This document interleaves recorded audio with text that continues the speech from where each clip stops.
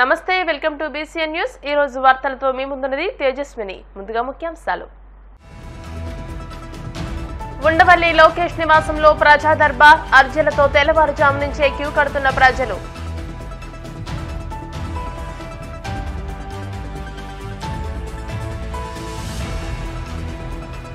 ఆకాశాన్ని తాకుతున్న నిత్యావసర సరుకుల ధరలు। విశాఖ జిల్లా మద్దెలపాలెం జంక్షన్లో సిపిఎం నాయకుల నిరసనలు।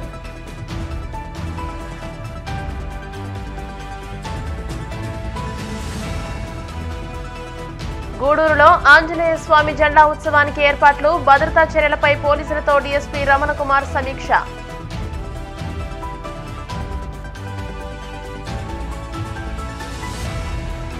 నెల్లూరు జిల్లా కోవూరులో మోటార్ సైకిళ్ల చోరీ ముఠా అరెస్ట్। నిందితులతో పాటు 15 వాహనాలు స్వాధీనం చేసుకున్న పోలీసులు। ప్రజా సమస్యల పరిష్కారమే లక్ష్యంగా ఉండవల్లిలోని తన నివాసం వద్ద ఏపీ మంత్రి నారా లోకేష్ నిర్వహిస్తున్న ప్రజా దర్బార్కు విశేష స్పందన లభిస్తోంది। రాష్ట్ర వ్యాప్తంగా ప్రజలు పెద్ద ఎత్తున తరలివచ్చి తమ సమస్యలను చెప్పుకుంటున్నారు। తెల్లవారుజాము నుంచే మంత్రిని కలిసేందుకు జనం బారులు తీరుతున్నారు। మంత్రిని నేరుగా కలిసి తమ సమస్యలు విన్నవించుకుంటున్నారు। సమస్యలపై పెద్ద ఎత్తున వినతులు వెల్లువెత్తుతున్నాయి। రోజు రోజుకు ప్రజల నుంచి పెరుగుతున్న ఆదరణ నేపథ్యంలో రాష్ట్రంలోని అన్ని నియోజకవర్గాల్లోనూ ఈ కార్యక్రమాన్ని తలపెట్టారు। అలాగే ప్రతి సోమవారం కలెక్టరేట్ల వద్ద అర్జీలను స్వీకరిస్తున్నారు। అయినప్పటికీ మంత్రికి విన్నవించుకుంటే సమస్య త్వరగా పరిష్కారం అవుతుందనే నమ్మకంతో రాష్ట్రంలోని వివిధ ప్రాంతాల నుంచి అర్జీదారులు నేరుగా మంత్రి లోకేష్ నివాసానికి క్యూ కడుతున్నారు। ఆకాశాన్ని తాకుతున్న నిత్యావసర సరుకుల ధరలను అదుపు చేసేందుకు కేంద్ర రాష్ట్ర ప్రభుత్వాలు చర్యలు తీసుకోవాలని డిమాండ్ చేస్తూ విశాఖ జిల్లా మద్దెలపాలెం జంక్షన్లో సిపిఎం నాయకులు నిరసన చేపట్టారు। గత 20 రోజులుగా నిత్యావసర ధరలు భారీగా పెరిగి పేదలకు భారంగా మారుతున్నాయని సిపిఎం నాయకులు ఆగ్రహం వ్యక్తం చేశారు। బ్లాక్ మార్కెట్ ఎక్కువ అవడం వల్ల నిత్యావసరాల ధరలు అధికంగా పెరిగిపోతున్నాయని అన్నారు। తక్షణమే బ్లాక్ మార్కెట్లను అరికెట్టేలా కేంద్ర రాష్ట్ర ప్రభుత్వాలు తగిన చర్యలు తీసుకోవాలని డిమాండ్ చేశారు। నిత్యావసరాల ధరలను అదుపు చేయాల్సిన కేంద్ర రాష్ట్ర ప్రభుత్వాలు దళాలీల దోపిడీకి సహకరిస్తున్నాయని, పేదల కష్టాలను పట్టించుకోవడం లేదని సిపిఎం నాయకులు మండిపడ్డారు। కేంద్ర రాష్ట్ర ప్రభుత్వాలు ప్రజల మీద నిత్యావసర ధరలు భారీగా పెంచి భారాలనేది వేసింది। గత జూన్ నెల జూలై నెలలో చూసుకున్న దానికంటే ఈ రోజు కేంద్రంలో ఉన్నటువంటి ప్రభుత్వం కుంకుమ ధర 20% పెంచి వంట నూనె లీటర్ ధర మీద 40 రూపాయలు అనేది పెంచింది। ఒక వంట నూనె కాదు, బియ్యం గాని, కందిపప్పు, మినపప్పు, ఆయిల్, వంట గ్యాస్ ధరలు గాని, ఇతర నిత్యావసర ధరలన్నిటి మీద కూడా భారీగా ధరలు అనేది పెంచింది। ధరలు పెంచాల్సినటువంటి అవసరం లేకపోయినప్పటికీ కూడా ఈ రోజు ప్రపంచ వ్యాప్తంగా జరుగుతున్నటువంటి యుద్ధాల కారణం చూపి ఈ ధరలు అనేది పెంచుతా ఉన్నారు। బ్లాక్ మార్కెట్ ని మరింత మార్కెట్ వ్యాపారస్తులకి లాభాలు వచ్చే విధంగా ఈ ధరలు అనేది ఉన్నాయి। ఈ ధరలు అదుపు చేయాలని చెప్పి సిపిఎం పార్టీగా మేము విజ్ఞప్తి చేస్తా ఉన్నాం। ప్రజల యొక్క ఆదాయాలు మాత్రం తగ్గిపోతున్నాయి, కార్మికుల జీతాలు మాత్రం పెంచడం లేదు। ప్రజల ఆదాయాలు పెంచకుండా, కార్మికుల జీతాలు పెంచకుండా ఈ రోజు ప్రజల మీద నిత్యావసర ధరలు పెంచడం అనేది సరైనటువంటిది కాదని చెప్పి మేము కేంద్ర రాష్ట్ర ప్రభుత్వాలకి హెచ్చరిస్తా ఉన్నాం। మేము అధికారంలోకి వస్తే ధరలు తగ్గిస్తామని చెప్పారు, కానీ ఈరోజు చూసినట్టయితే అన్ని నిత్యావసర ధరలు కూడా విపరీతంగా పెంచుతున్నారు। ఈ రోజు పత్రికల్లో వచ్చింది కరెంటు ఛార్జీలు 8,000 కోట్ల రూపాయలు భారం పెంచబోతున్నట్టుగా। మరి ఈ ధరలు అనేది పెంచినట్టయితే సామాన్య పేద మధ్యతరగతి ప్రజల మీద విపరీతంగా ధరలు పెరుగుతాయి। కాబట్టి పెంచినటువంటి నిత్యావసర ధరలు అదుపు చేయాలని చెప్పి మేము విజ్ఞప్తి చేస్తా ఉన్నాం। ఈరోజు మద్యం ధరల మీద మీరు తగ్గించారు, మద్యం ధరలు తగ్గించినట్టుగానే ఈరోజు నిత్యావసర ధరలన్నింటి కూడా అదుపు చేయాలని చెప్పి బ్లాక్ మార్కెట్ లో ధరలు ఏవైతే ఉన్నాయో వాటిని అరికట్టాలని చెప్పి సిపిఎం పార్టీగా విజ్ఞప్తి చేస్తా ఉన్నాం।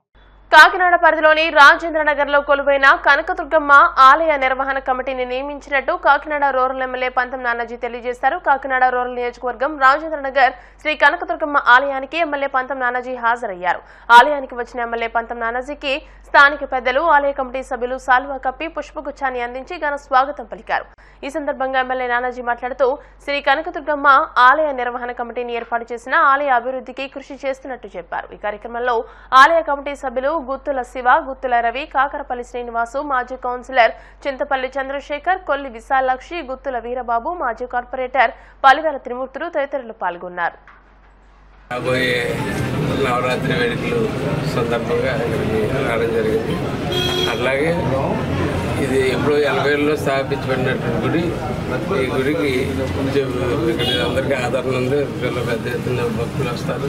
అందరూ ఎప్పుడు కూడా ఇది కలకలాడుతున్నటువంటి గుడి 80 నుంచి కూడా ఈ గుడిని త్వరలో కూడా ఎన్నోమెంట్స్లో కలిపితే కైంకర్యాలకు కానీ పూజారి గారికి కానీ అందరికీ కూడా బాగుంటుందని ఒక ఆలోచన కలిగి ఇక్కడ ఉన్న సభ్యులందరూ నన్ను పోవడం జరిగింది. త్వరలో తప్పకుండా దాంట్లో కలిపే ప్రయత్నంలో భాగంగా నేను త్వరలో తీసుకుంటాను. ఈలోపు తీసుకునే వరకు మటుకు ఒక కమిటీ, ఒక మంత్రుల శివ గారి ఆధ్వర్యంలో ఒక కమిటీ, 16 మందితో కలిపి ఒక కమిటీ ఒకటి ఏర్పాటు చేసి ఇప్పుడు ఈ ఉత్సవాలు అయితే చేయడం జరుగుతుంది. ఆ తర్వాత ఈ గుడిని పర్మనెంట్గా దాంట్లో కలిపిన తర్వాత పర్మనెంట్గా కమిటీ వేయడం జరుగుతుంది. అప్పటి వరకు ఈ కమిటీ ఆధ్వర్యంలో అందరూ పనిచేసి ఇక్కడ ఈ 80 సంవత్సరాలు, సుమారు 43 సంవత్సరాల నుంచి జరుగుతున్నటువంటి కార్యక్రమాలు యథాతథిగా జరగాలని అని ఈసారి మరింత ఉత్సాహంగా ఉండి మా అందరి చేతులు కూడా దీంట్లో పడి మరింత బాగా జరగాలని, ఈ కార్యక్రమం బాగా జరగాలని చెప్పి కోరుకుంటున్నాను.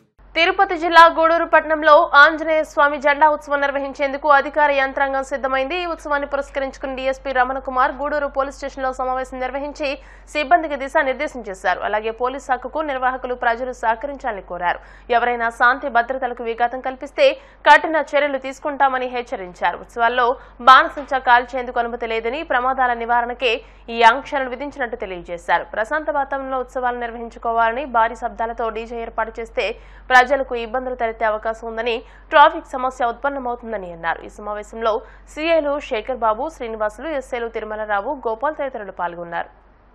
కూడా సెల్ఫ్ డిసిప్లిన్ ఉండాలి. ఎందుకంటే అక్కడ తాగేసి అల్లరి చేసి అన్నసరిగా గొడవ అలాంటివి జరిగింది అనుకోండి, నెక్స్ట్ నుంచే పూర్తిగా కరియాలి. ఎప్పుడైతే ప్రశాంతంగా జరిగితే పోలీస్ వైపు కూడా కోఆపరేషన్ ఉంది. ఆ విధంగా ప్రశాంతంగా జరగకుండా ఇర్రెగ్యులర్ గా చేసేసి అంతకాడ చేసి అనుకోండి, దాని మీద ఏంటంటే ఆంక్షలు అనేది చాలా పెరిగిపోతాయి. అలాంటి మీరు కూడా ఫ్రీగా చేసుకోవడానికి కష్టం.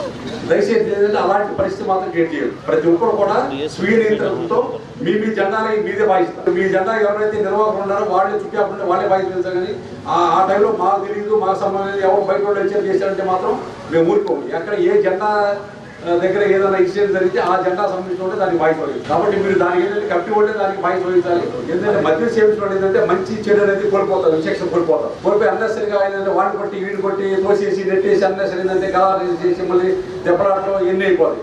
అలాంటి ఇంటి వయసులో మద్యం సేవించడం వల్లే మీ జెండాల దగ్గరికి రానియొద్దు. వాళ్ళని అలాంటి వాళ్ళు దూరంగా పెట్టండి. ఆల్రెడీ ఒక 20 days బ్యాకే ఇక్కడ మనం కూడా జరిగింది. టపాసు పైకి వచ్చేసి ఆల్రెడీ టపాయిగా ఉన్న బండి మీద పెట్టేదానికి మొత్తం కాలిపోయి ఒక పిల్లవాడు దాంట్లో ఏంటంటే కాలిపోయి సరిపోయాడు. మరి చాలా మందికి గాయాలని. అలాంటి పరిస్థితి ఏంటంటే ఇలాంటి పొజిషన్లు ఏంటంటే చాలా జాగ్రత్తగా ఉండాలి. కాబట్టి ప్రతి ఒక్కరు ఏంటంటే దాన్ని దృష్టి పెట్టుకుని అదేవిధంగా డీజేలు ఏంటంటే వాస్తవంగా డీజేకి అనుమతి లేదు. డీజేలు ఏమైతే మీరు ఏదన్నా మైకులు కానీ అలాంటివి కానీ ఏదన్నా టపెట్ల అలాంటివి పెట్టుకొని మేము పోలీసు వాళ్ళకి సపోర్ట్ చేస్తాం. ఏదంటే ఆల్రెడీ మొన్న 4 days బ్యాక్ ఒక మహిళా మా ఇంటికి వచ్చింది, డిఎస్ ఆడికి వచ్చింది. సార్ ఏంటంటే ఈ ప్రతి సంవత్సరం కూడా డీజేలు పెట్టేసి చెవులు పలిగిపోయే సౌండ్లను మా గోడలన్నీ కూడా షేక్ అయిపోతాయి. ఆ విధంగా సౌండ్లు పెడుతున్నారు. మా ఇంట్లో పేషెంట్లు ఉన్నారు, గుడిదే పేషెంట్లు. అలాంటి సౌండ్ ఇస్తే మాత్రం ఇంట్లో పేషెంట్ సరిపోతారు సార్. కొంచెం దయచేసి మీరు ఆ విధంగా చేయకుండా కాపాడితే మా యొక్క ప్రాణాలను కాపాడిన వాళ్ళు అవుతారని చెప్పి వచ్చి చేసి మీరు దగ్గర చూసుకుని ఆ ఒక మహిళ వచ్చి చెప్పిందంటే అలాంటి అభిప్రాయంతో చాలా మంది ఉన్నారు. అలాంటి అభిప్రాయంతో చాలా మంది బతుకుంటారు. దయచేసి మనం చేసుకునే పండుగ ఏంటంటే పబ్లిక్ ఇన్కన్వీనియన్స్ అనేది కలిగించుకోవడం. పండుగ చేసుకుందాం, కాకపోతే దాని ఒక పద్ధతులు చేసుకోవాలి. మరి ఏంటంటే టూ వచ్చి మితిమీరిన సౌండ్లు పెట్టేసేసి పబ్లిక్ ఇబ్బంది పెట్టి అలాంటి చేసుకోవద్దు. మీరు ఏదన్నా చిన్న విషయం ఉంటే వెంటనే పోలీసు వారికి తెలియపరచండి. ప్రతి ఒళ్ళు కూడా పోలీస్ పర్మిషన్ తీసుకోండి. పోలీస్ పర్మిషన్ తీసుకున్న ప్రతి జెండాకి మేము ప్రొటెక్షన్ కల్పిస్తాం. అక్కడ 1 or 2 కానిస్టేబుల్ పెడతాము. వాళ్ళు మీతో పాటుగా ఫాలో అవుతుంటారు. ముఖ్యంగా ఏంటంటే మన పత్రికా స్వాతంత్రం దీంట్లో చాలా ఇంపార్టెంట్ పోతాం. వాళ్ళు ఏంటంటే ఎక్కడ ఏదైనా చిన్న విషయం ఉన్నా సరే వెంటనే నాకు కానీ మా సీఏకి కానీ వెంటనే తిరిగి వచ్చి మేము వెంటనే అక్కడ అట్టినవి ఏదన్నా చిన్న సమస్య ఉన్నప్పుడు దాన్ని ఫస్ట్లోనే దాన్ని ప్యాసిఫై చేస్తాం. అదే సమస్య కానీ పెద్దదైంది అనుకోండి, మరి దాన్ని ప్యాసిఫై చేయాలంటే చాలా పెద్దది. కాబట్టి అలాంటి ఏంటంటే పోలీసు వారికి సహకరించండి. ఈ పండుగ ఏంటంటే ప్రశాంత వాతావరణంలో జరుపుకోండి.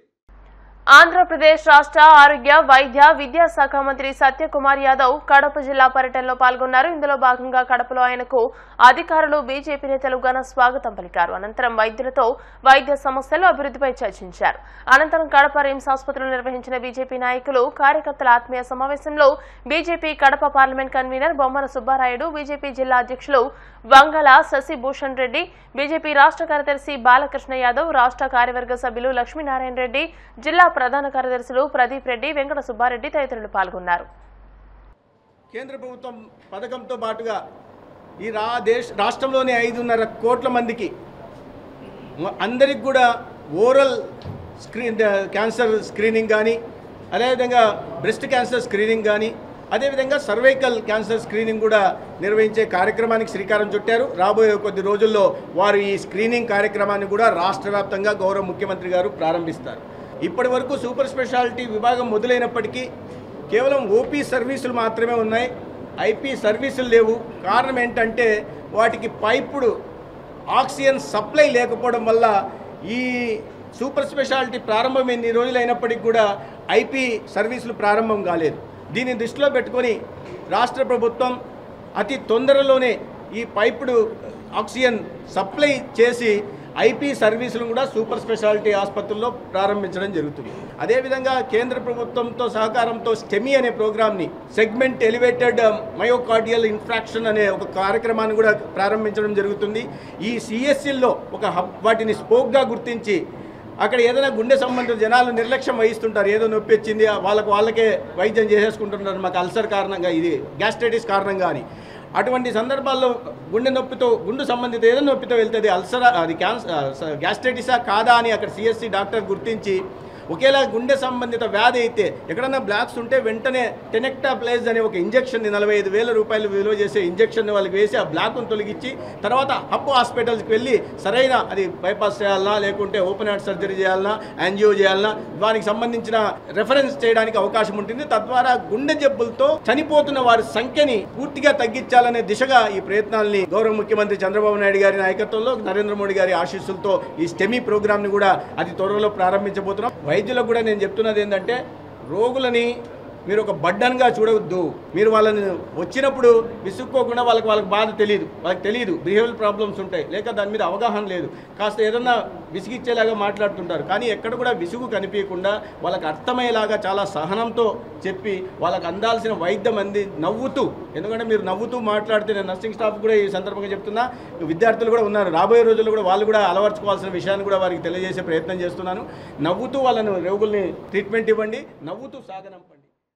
ఇప్పుడు కాసేపు ప్రకటనలు.